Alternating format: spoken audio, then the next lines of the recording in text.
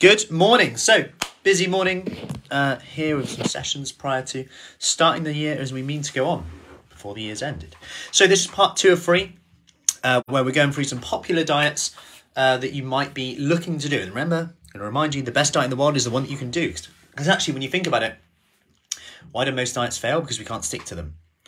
Why can we not stick to them? That's a key question. So yesterday we talked about gluten-free, we talked about FODMAP, we talked about vegan diets. Today, we are going into blood glucose monitoring diets and low carb. So the first one is a blood glucose monitoring diet. You might have heard of different ones. There's Zoe and there's a few other where people just literally monitor their glucose.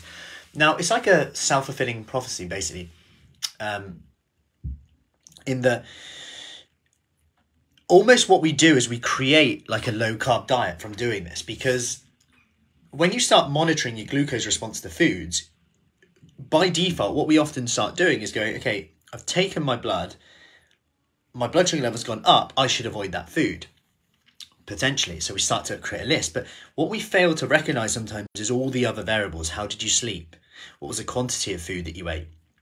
When was your last meal? So for example, you'll get a bigger glucose spike if you eat tacos, just cheeky tacos. If you eat tacos at lunchtime, but you fasted in the morning than if you had breakfast, simply because of what happens in the postprandial meal response. It goes a bit more like this, rather than if you're fasted, it's obviously going to be lower. And that's not to say that it's bad.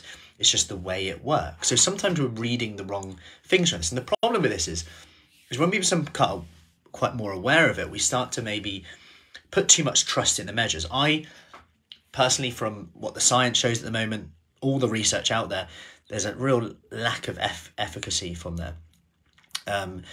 And personally, it leads to quite a lot of restriction. Now, what I would suggest someone does is almost just go straight to the end point and go, what's it going to say? It's probably going to mean that you eat less processed food. It's probably going to mean that you eat more higher protein foods and lots more fiber.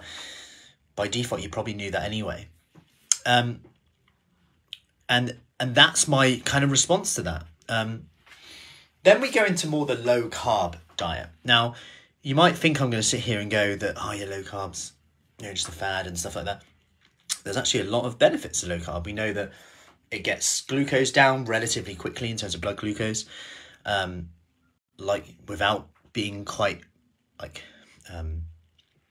intruding in terms of like taking blood and things like that.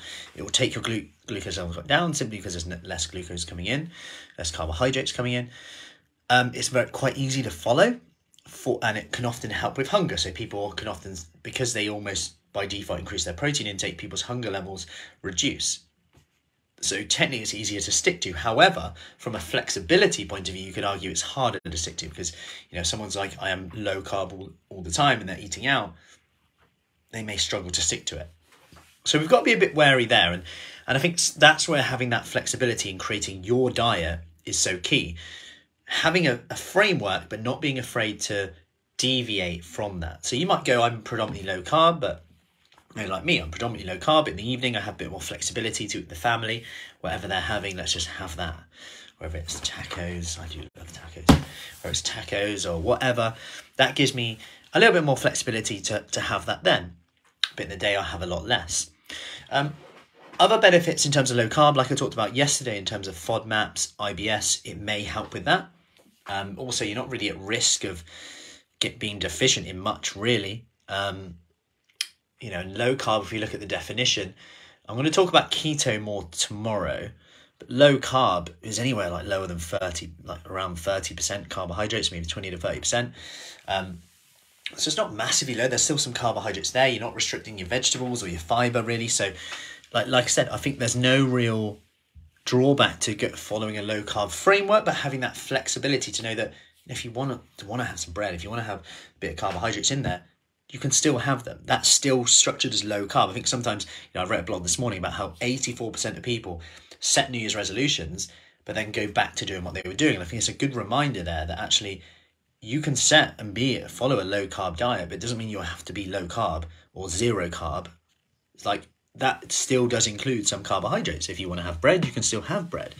It might be as simple as, if we make this real actionable, I don't have carbs at my breakfast and lunch and I have them in my evening meal. That's a default way of not having to track calories.